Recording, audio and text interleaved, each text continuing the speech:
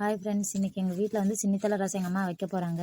வாங்க அந்த ரசம் எப்படி வைக்கிறதுன்னு பார்க்கலாம். இதுதான் சின்னித்தலை.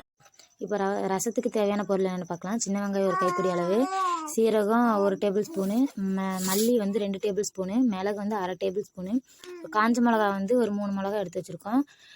பூண்டு வந்து ஒரு 4 பல்லு பூண்டு. இது இல்லாமல் பெருங்காயம் இருக்குது. அடுத்து வந்து மீடியம் சைஸ் தக்காளியாக 3 தக்காளி எடுத்து வச்சுருக்குறோம்.